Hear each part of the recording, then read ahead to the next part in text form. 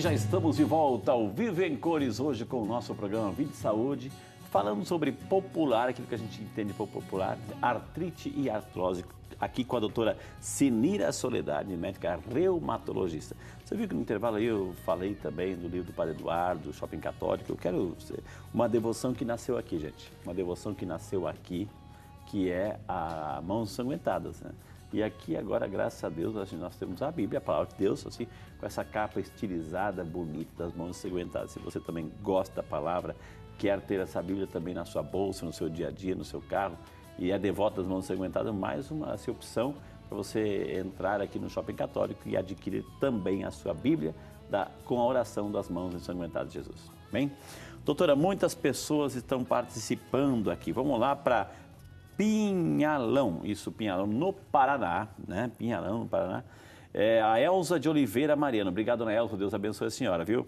Ela gostaria de saber qual o melhor tratamento para cisto de Baker, né? Ou de Baker, pois eu já tive essa doença há 2 meses atrás e me curei, fiz fisioterapia. Gostaria de saber um pouquinho mais sobre isso, o que é cisto de Baker. É a nossa amiga Elza, doutora. Bom, dona Elza, então, o cisto de Baker, ele, em geral, né, a senhora deve saber, ele é um comprometimento do joelho, né? O paciente apresenta uma inflamação no joelho e forma um cisto, como se fosse uma bolsinha cheia de líquido na parte posterior do joelho, né? Essa é como se fosse uma bexiga, né, que fica na parte posterior. E isso causa muita dor, porque fica pressionando ali o joelho, principalmente na parte posterior. Algumas posições doem mais do que outras, né? Então, em geral, o tratamento é medicamentoso, mais a parte da fisioterapia, né? Esse cisto de Baker, dependendo da causa dele, ele pode recorrer, né? Então, pode voltar a ter o cisto de Baker. Então, tem que cuidar direitinho do joelho da senhora para não ter novamente o cisto de Baker. A gente mostrou algumas imagens, doutora, assim, do joelho com artrose, da coluna com artrose. A gente prometeu, assim, o quadril. O quadril também é uma área que pode sofrer de artrose, doutora? Sim, é bem comum, né? Por exemplo, o nosso jogador de tênis, o Guga Kirten, ele teve uma artrose de quadril. Nós temos uma foto lá, doutora. Importante, assim. Isso. Então, por exemplo, no caso de um jogador de tênis, no caso dele especificamente também, é por um sobreuso.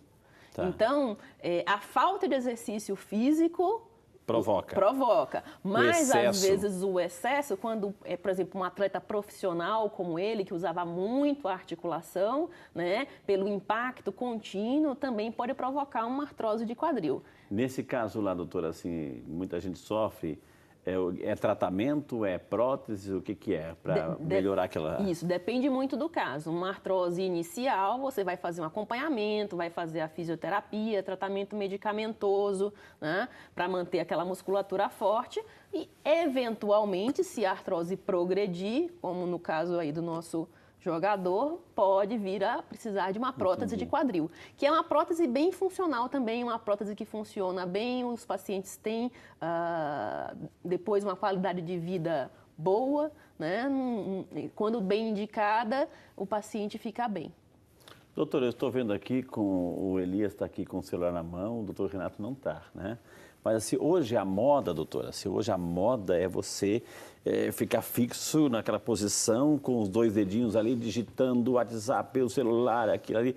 E só mexe isso aqui, doutora, só mexe isso aqui. Aí. Isso aqui tem um nome, risartrose é quando você vai ter uma artrose aqui na base do dedão. Né? Nessa base aqui, né? Justamente. A gente tem visto cada vez mais a Nós queixa. Temos imagem lá, doutora, né? Imagem lá. Risartrose. Risartrose, é na base do dedão.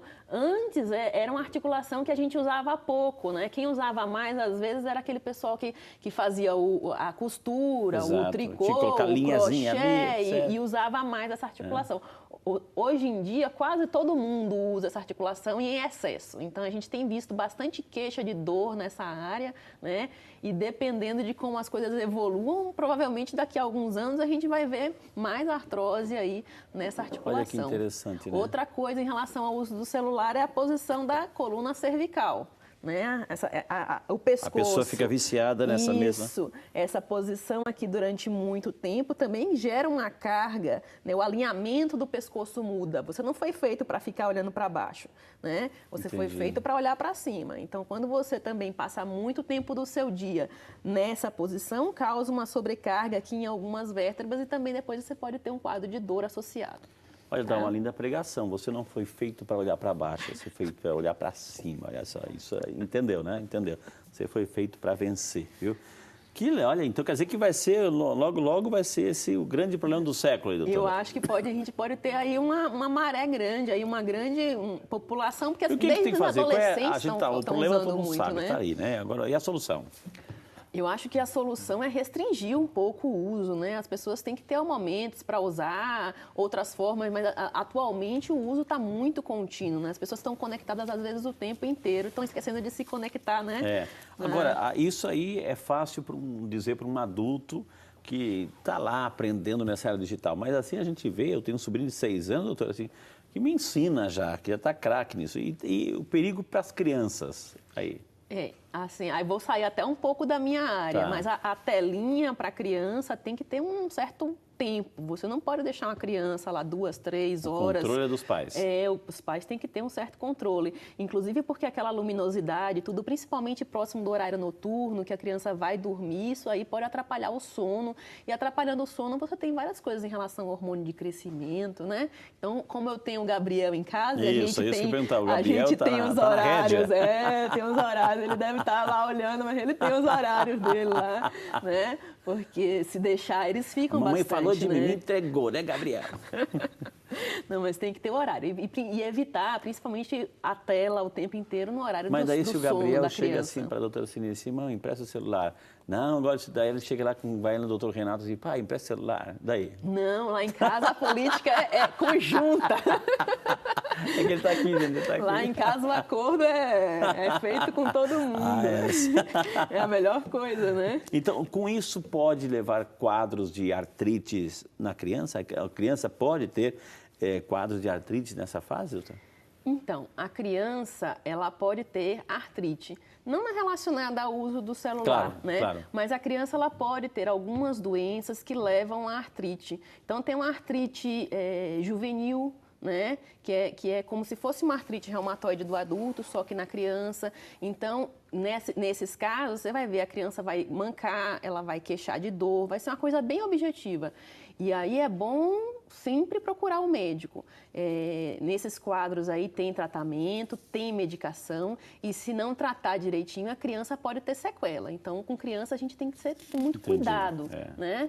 Então, procurar o médico, o pediatra, se achar que é uma doença reumatológica autoimune nessa artrite, vai encaminhar para um reumatologista, para um reumatopediatra, para cuidar dessa criança direitinho. E o controle também da alimentação, do peso, né, doutora? Isso. Assim, porque vai sobrecarregando. Antigamente se dizia que criança gordinha é uma criança com saúde. Hoje já não é assim, hoje é doença não só das articulações, mas tem cardiovascular, tem pressão, tem um monte de coisa. Tem diabetes, então, né? Diabetes, assim, é muito sério. Doutora, vamos lá para João Molevar, de Minas Gerais, é a Maria Aparecida da Silva. Oi, dona Maria, Deus abençoe a senhora. Obrigado pela participação, viu, querida? Meu ácido úrico é baixo, diz ela assim, porém meu pé incha muito e fica vermelho. Isso é da artrite? Pergunta a nossa amiga Maria Aparecida, doutora. Oi, Maria Aparecida. Em geral, a mulher, ela não tem uma tendência muito grande a ter gota, né? Que você deve estar pensando aí, será que é uma gota, essa inflamação no meu pé? É mais raro gota em mulher. Você falou para mim também que teu ácido úrico está baixo. Então, é menos provável que você esteja tendo uma crise aí relacionada ao ácido úrico, né? Então, realmente é bom você ir ao médico para ele pedir alguns outros exames para entender por que é que seu pé está ficando vermelho, inchado, por que é que você está fazendo uma artrite no pé, tá? O que eu queria até falar com o padre, que eu falei aqui no intervalo, é que as artrites, né? Essa mesma articulação vermelha, inchada, às vezes dá na mão, a pessoa tem muita dificuldade de mexer a mão durante a manhã, né? Esse tipo de doença, as artrites, elas têm medicação, né? E é muito importante que seja tratado bem no comecinho da doença. Quanto mais precoce o tratamento, mais chance da pessoa ter uma vida normal e aquela articulação não ter dano. tá? Então, tem pacientes que são tratados precocemente e são tratados aí por muitos anos. E a mão fica normal, a mão fica, não cria aquelas deformidades, não fica com dificuldade de pegar as coisas. Então, quando o paciente tem quadro de artrite, que é o inchaço, com dor, com rubor, que atrapalha principalmente no começo da manhã, que fica uma manhã bem endurecida, pouco produtiva, esses quadros de artrite tem que procurar o médico, para ter o tratamento adequado. Uma outra coisa importante desse tratamento é que esses medicamentos, em geral, esses medicamentos são caros, mas aqui no Brasil o governo fornece os medicamentos, né, na maior parte dos estados, nas farmácias de alto custo. Entendi. Então, é importante que você vá ao médico para que ele possa diagnosticar e te prescrever o medicamento correto, para que você possa ser tratada e tenha uma melhora do seu quadro. Doutora, muita gente assim estala os dedos e vai lá e faz, mexe e estala. Ou seja, isso ajuda, isso é natural, é dor natural, é um tique da pessoa? E a outra pergunta, assim, como é que eu posso fazer para aquecer, por exemplo, no caso dos dedos, eu vou trabalhar, sou um digitador, trabalho no computador o dia inteiro, ou seja, tem algo que me aquece ou um bom alongamento já ajuda? Isso, em geral, quem vai fazer trabalhos repetitivos tem que parar em alguns momentos do dia, né? O ideal é que não fique o dia inteiro fazendo a mesma coisa, tem que parar, tem que fazer um pouco de exercício. Em geral, nas empresas você tem atividade, quem pratica o exercício laboral, né? Fazer os alongamentos, mexer o dedo. Para quem está em casa, às vezes que tem um pouco de dor, sente um pouco de rigidez, usar aquelas bolinhas mesmo, as senhoras, mexer, usar a bolinha. E esses estalos, né? Que tem gente que é habilidoso e, meu Deus, você parece assim uma metralhadora, assim, doutora.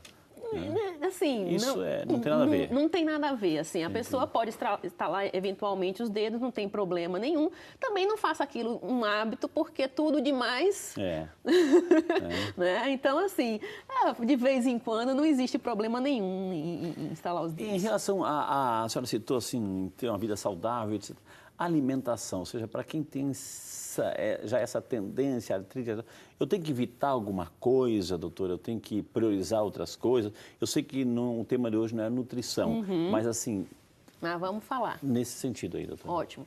Então, assim, em relação à alimentação e nutrição, primeira coisa, evitar a bebida alcoólica com frequência, né? Tanto pelo alto nível calórico, mas tem algumas pesquisas que mostram, inclusive, que a bebida alcoólica não é adequada, né? Então, eventualmente, ocasiões sociais não tem problema, mas evitar o uso da bebida alcoólica constantemente. Em relação à alimentação, existem muitos estudos em atividade hoje em dia, né? Eu estive recentemente num congresso, agora na Europa, num congresso sobre reumatismo, e eles falaram bastante dessa área. Então, existem algumas coisas que estão surgindo. Falei que ela é aí. internacional, falei. E o que a gente tem visto, né? Qual que é a recomendação geral? É claro, é comer o mais saudável possível, o menos processado possível, né? Os enlatados, né? Evitar os enlatados ou aquelas coisas que vêm muito empacotadinhas, cheias de aditivos, de corantes. Então, o mais natural possível, busque se alimentar, né? Em relação às farinhas, você dá preferência para a farinha que tem um pouco mais de fibra, a farinha mais integral, orgânica, o arroz também, se puder, dá preferência para aquele que tem mais fibra. Hoje em dia, a gente sabe que a fibra na alimentação é muito importante para diminuir a inflamação do corpo, de uma forma geral. Então, a fibra ajuda tanto na questão da perda de peso, quanto na redução aí de alguns marcadores, de algumas substâncias inflamatórias que a gente tem no corpo. Então, procurar fazer uma alimentação com fibras, o uso de alguns vegetais. O brócolis está em voga hoje em dia, né? O pessoal tem feito alguns trabalhos com brócolis, bastante hidratação. Isso que eu pergunto, água, porque a articulação ali é líquido, né, doutora? Ou seja, a água ajuda? Ajuda, tem que se hidratar. Tem que evitar carne vermelha todos os dias. Se puder comer peixe de 2 a 3 vezes por semana, é melhor, né? E algumas coisas, por exemplo, o ômega 3, o pessoal pergunta. É bom? É bom? Alguns estudos apontam, sim, que o ômega 3 é bom. Mas o que a gente sabe é que se você conseguir o ômega 3 da alimentação, é melhor. Entendi. Então, peixe, linhaça é muito rica em ômega 3, né? Então, se você tentar colocar Se a isso na alimentação sua é pobre, alimentação... aí vale o ômega 3 de qualidade, né? Agora, se você conseguir, por exemplo, uma linhaça, se você for no Mercadão comprar, não é caro. Se você conseguir colocar isso no seu cereal, comer com uma fruta, você está gastando menos dinheiro e está comendo da fonte. Então, você pode comer também, colocar na sua alimentação. O peixe já tem ômega 3, etc. Isso, aí dá preferência para o peixe em vez de dar carne vermelha todos os dias. Né? Evitar as frituras, né? E uma outra coisa que não é boa para as articulações é o cigarro. Né? Então, por exemplo, para quem tem artrite reumatoide, já está provado que o cigarro aumenta o risco de você desenvolver uma artrite reumatoide. Olha, interessante, bebida, cigarro, né? Sedentarismo, né? Tudo isso é uma alimentação rica em proteínas e carne vermelha também prejudica, né? Não colabora muito. Diversificar, né, doutora? Diversificar a proteína. Quanto mais saudável, melhor, né? Então, justamente. Por que a gente ouve tudo isso? Por que a gente aprende? Todo médico está aqui, eu já entrevistei mais de quase 1.400 médicos aqui. Por que a gente não coloca em prática, doutora? Né? Às vezes a correria do dia a dia, né? A pessoa busca mais a praticidade. Mas mesmo que a gente não coloque em prática, vamos continuar insistindo. Não, mas né? tem que buscar, principalmente para as crianças, né? Hoje em dia a gente tem que tentar fazê-las comerem bem, igual, senão... Aqui o vídeo de saúde é igual aquela, assim, dos pais, assim, a educação dos pais. Tem que insistir e repetir a mesma coisa todo dia, né? Eu já te falei 1000 vezes, então a gente está ali mais de 1000 vezes falando a mesma coisa. Que o exercício físico, a alimentação saudável, né? Viver em harmonia, tudo isso ajuda, né? Colabora num processo, assim, de cura, né? A nossa amiga Maria Livre Pinheiro, de Leopoldina, Minas Gerais. Obrigado, Ana Maria. Maria Livre, olha que bonito nome.